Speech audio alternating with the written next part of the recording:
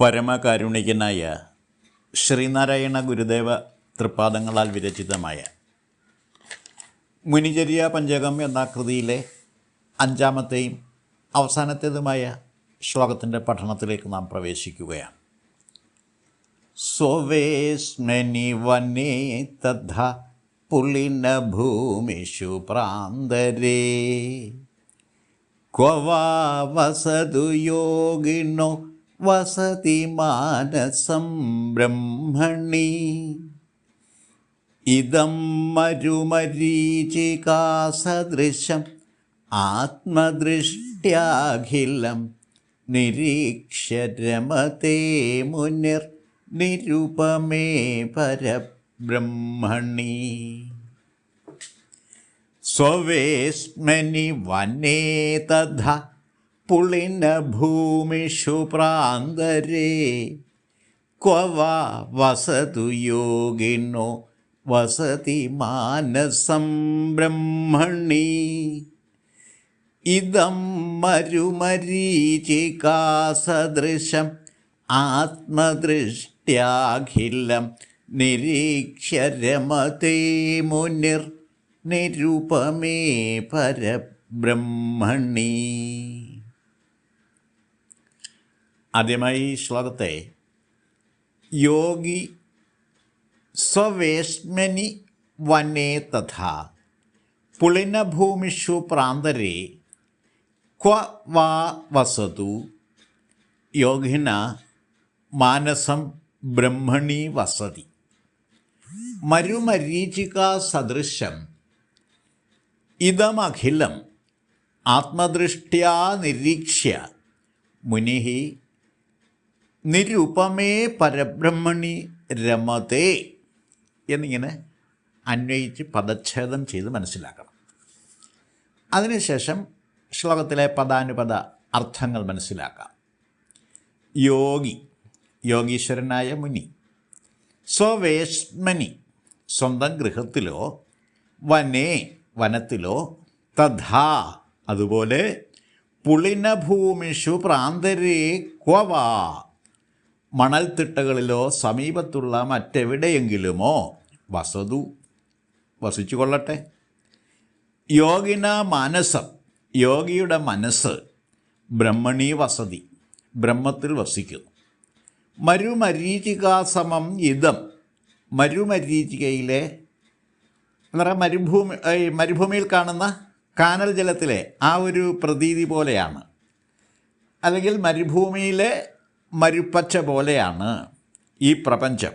അങ്ങനെയുള്ള ഈ പ്രപഞ്ചം, ഇതമഖിലം, ഈ പ്രപഞ്ചം മുഴുവനും ആത്മദൃഷ്ട്യാ നിരീക്ഷ്യ, ആത്മദൃഷ്ടിയാൽ നിരീക്ഷിച്ച് മുനി നിരുപമേ ബ്രഹ്മണി രമതേ, നിരുപമമായ ബ്രഹ്മത്തിൽ രമിക്കുന്നു അഥവാ ബ്രഹ്മാനന്ദം അനുഭവിക്കുന്നു. ശ്ലോകാർത്ഥം സംക്ഷേപിച്ചിങ്ങനെ പറയാം. യോഗിവര്യനായിത്തീർന്ന മുനി സ്വഭവനത്തിലോ വനത്തിലോ നദീതീരങ്ങളിലെ മണൽത്തിട്ടകളിലോ സമീപ പ്രദേശങ്ങളിൽ മറ്റെവിടെയെങ്കിലുമോ വസിച്ചാലും മുനിയുടെ മനസ്സ് എപ്പോഴും ബ്രഹ്മനിഷ്ഠമായിരിക്കും. മരുഭൂമിയിലെ ജലപ്രതീതി പോലെയുള്ള ഈ പ്രപഞ്ചം മുഴുവനും ആത്മദൃക്കിൽ ദർശിച്ച് മുനി നിരുപമമായ ബ്രഹ്മാനന്ദാനുഭൂതിയിൽ അലിഞ്ഞു ചേർന്ന് രമിക്കുന്നു. ഈ ശ്ലോകത്തിൽ യോഗി, മുനി എന്നീ പദങ്ങൾ പര്യായങ്ങളായാണ് പ്രയോഗിച്ചിരിക്കുന്നത്. സർവം ഖലിതം ബ്രഹ്മ, ഇവിടെ ഉള്ളതെല്ലാം ബ്രഹ്മം തന്നെയാകുന്നു എന്ന അനുഭവ സാക്ഷാത്കാരം നേടിയവനാണ് മുനി എന്നാണ് ഗുരു പറഞ്ഞിരിക്കുന്നത്. മുനി പദപ്രാപ്തി നേടിയെടുക്കാനായി വ്യവസ്ഥാപിത പാരമ്പര്യം പിന്തുടരേണ്ടതില്ല എന്നാണ് ശ്ലോകത്തിൻ്റെ ആദ്യ പകുതിയിൽ പറഞ്ഞിരിക്കുന്നത്. സ്വഭവനത്തിലോ, അതായത് പർണശാലകളിലോ, വനത്തിലോ, നദീതീരങ്ങളിലെ മണൽ തിട്ടകളിലോ, അവയുടെ സമീപ പ്രദേശങ്ങളിലോ എവിടെ വേണമെങ്കിലും മുനിമാർക്ക് വസിക്കാവുന്നതാണ്. എവിടെ ആയിരുന്നാലും മുനിചിത്തം എപ്പോഴും ബ്രഹ്മനിഷ്ഠമായിരിക്കും.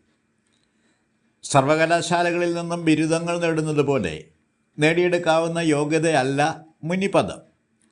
ആത്മനിഷ്ഠരായ ബ്രഹ്മജ്ഞാനികൾക്ക് മാത്രമേ ആ പദപ്രാപ്തി സംസിദ്ധമായി തീരുകയുള്ളൂ. ഇതം മരുമരീചികാ സദൃശം ആത്മദൃഷ്ട്യാഖിലം നിരീക്ഷ്യ രമതേ മുനിർനിരുപമേ പരബ്രഹ്മണി എന്ന് പറഞ്ഞുകൊണ്ടാണ് മുനിചര്യ പഞ്ചകം എന്ന കൃതി ഗുരു ഉപസംഹരിച്ചിരിക്കുന്നത്. ഇതം എന്ന പദം പ്രപഞ്ചപര്യായമാണ്.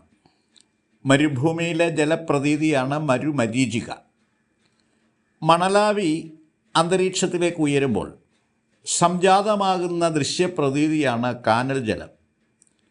ജലവുമായി അതിന് സാദൃശ്യമുള്ളതുകൊണ്ടാണ് മരുമരീചിക ജലവിഭ്രാന്തി ജനിപ്പിക്കുന്നത്. പ്രാപഞ്ചികമായെ ദൃഷ്ടാന്തീകരിക്കാൻ വേണ്ടിയാണ് മരുമരീചിക എന്ന പ്രയോഗം ഗുരു നടത്തിയിരിക്കുന്നത്. സ്വന്തമായ ഉണ്മയില്ലാത്തതും ഉണ്മയുണ്ടെന്ന് തോന്നിപ്പിക്കുന്നതുമാണ് പ്രപഞ്ചം. പഞ്ചമഹാഭൂതങ്ങളുടെ പ്രകർഷേണയുള്ള പഞ്ചീകരണമാണ് പ്രപഞ്ചത്തിന് ആധാരം. ഏകവും അഖണ്ഡവുമായ പരംപൊരുളിൻ്റെ നാനാവിധ പ്രകൃതഭാവരൂപങ്ങളാണ് പ്രാപഞ്ചികതയെ പ്രതീകവൽക്കരിക്കുന്നത്. ഈ രഹസ്യം കണ്ടെത്തിയ സത്യദർശികളാണ് മുനിമാർ. അതുകൊണ്ടവർ സദാസമയവും പരബ്രഹ്മത്തിൽ വിലീനരായി ബ്രഹ്മാനന്ദാനുഭൂതിയിൽ അമരുന്നു. ഇത്രയും കാര്യങ്ങളാണ് ഈ ശ്ലോകത്തെപ്പറ്റി വിശദീകരിക്കാനായിട്ടുള്ളത്. ഞാൻ എൻ്റെ വാക്കുകൾ ഉപസംഹരിക്കുന്നു. ഗുരുധർമ്മം ജയിക്കട്ടെ.